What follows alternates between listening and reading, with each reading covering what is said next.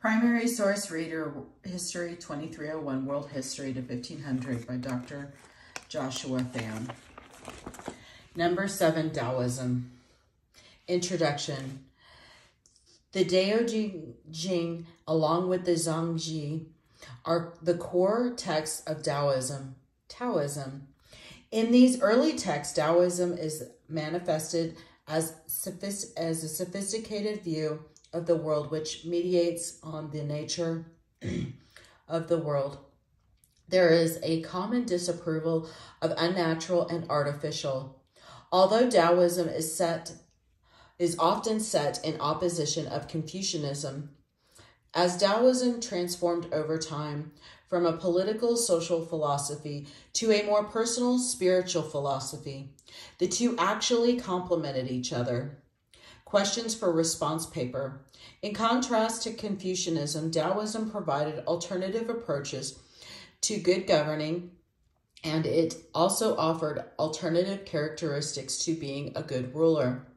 From reading from the Daoism, how do you think that a Taoist ruler would manage his state? What would it look like?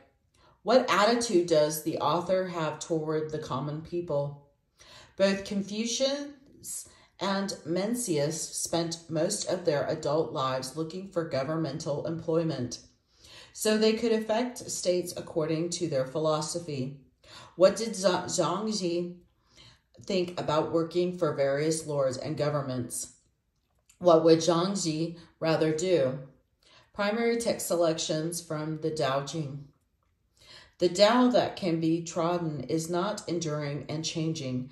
Tao, the name that can be named, is not the enduring and unchanging name. Conceived of as having no name, it is the originator of heaven and earth. Conceived of as having a name, it is the mother of all things. Always without desire, we must be found. If it's deep mystery, we would sound.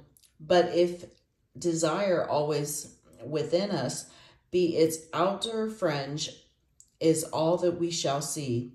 Under these two aspects, it is really the same, but as development takes place, it receives the different names. Together we call them mystery. Where the mystery is the deepest is the gate of all that is subtle and wonderful. All in the world know the beauty of the beautiful, and in doing this, they have the idea of what ugliness is. They all know the skilled of the skillful, and in doing this, they have the idea of what the want of skill is, so that it is that existence and non-existence give birth the one to the idea of the other. That difficult and ease produce the one the idea of the other, that length and shortness fashion out the one the figure of that other, that the ideas of height and lowness arise from the contrast of the one with the other, that the musical notes and tones become harmonious through the relation of one with another, and that being before and behind give the idea of one following another. Therefore, the sage manages affairs without doing anything and conveys his instructions without the use of speech. All things spring up, and there is not one which declines to show itself. They grow, and there is no claim made for their ownership. They go through their processes, and there is no exception of a reward for the results. The work is accomplished, and there is no resting in it as an achievement. The work is done, but how no one can see this, that makes the power not cease to be. Not to value and employ men of superior ability is the way to keep the people from rivalry. among themselves. Not to prize articles which are difficult to procure is the way to keep them from becoming thieves. Not to show them what is likely to excite their desires is the way to keep their minds from disorder. Therefore, the sage, in the exercise of his government, empties their minds, fills their bellies, weakens their wills, and strengthens their bones. He constantly tries to keep them without knowledge and without desire, and where there are those who have knowledge, to keep them from presuming to act on it.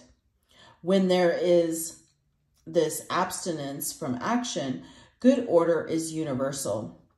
In the highest antiquity, the people did not know that there were their rulers. In the next age, they loved them and praised them. In the next, they feared them. In the next, they despised them. Thus it was that when faith in the Tao was deficient in the rulers, of a want of faith in them ensued in the people. How irresolute did those earliest rulers appear, showing by their reticence the importance which they set upon their words. Their work was done and their undertakings were successful, while the people all said, "We are as we are of ourselves." When the great Tao, way or method, ceased to be observed, benevolence and righteousness came into vogue. Then appeared wisdom and shrewdness, and there ensued great hypocrisy.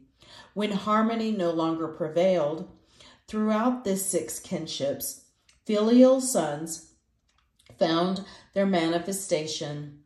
When the states and clans fell into disorder, loyal ministers appeared. If we could renounce our sageness and discard our wisdom, it would be better for the people 100-fold. If we could renounce our benevolence and discard our righteousness, the people would again become filial and kindly.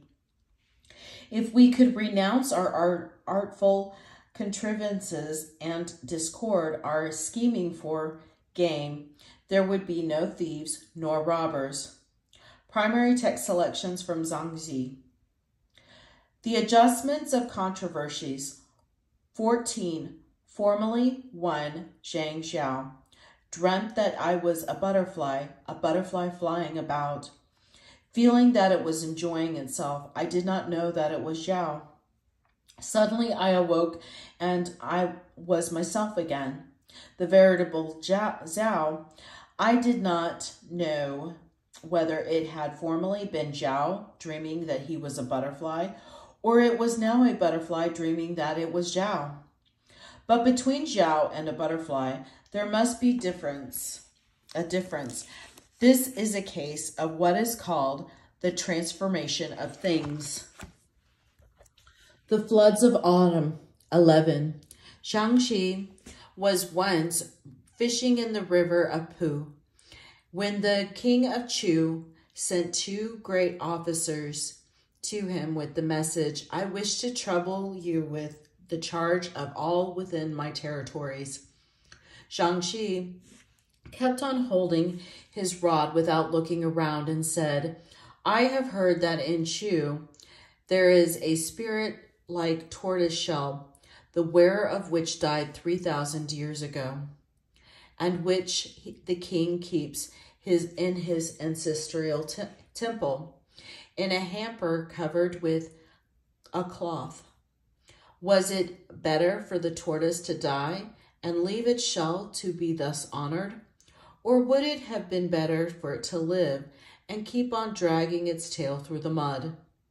The 2 officers said, "It would have been better for it to live and draw its tail after it over the mud. Go your ways, I will keep on drawing my tail after me through the mud." Li Yu Cao.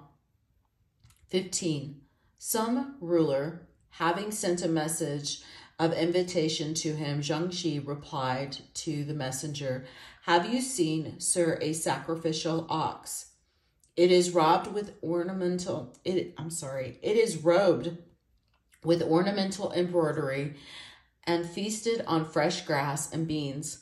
But when it is led into the grand ancestral temple, though it wished to be again a solitary calf, would that be possible for it?" Li Yu Cao, unquote. 16. When Zhangxi was about to die, his disciples signified their wish to give him a grand burial. "I shall have heaven and earth," said he, "for my coffin in its shell, the sun and moon for my two round symbols of jade, the stars and constellations for my pearls and jewels, and all things assisting as the mourners. Will not be the provisions for my burial be complete? What could you add to them?" The disciples replied, "You were afraid that the crows and kites will eat our master." Zhangxi rejoined, "Above the crows and kites will eat me. Below the mole crickets and ants will eat me. To take from those and give to these would only show your partiality." That is the end of Daoism number 7.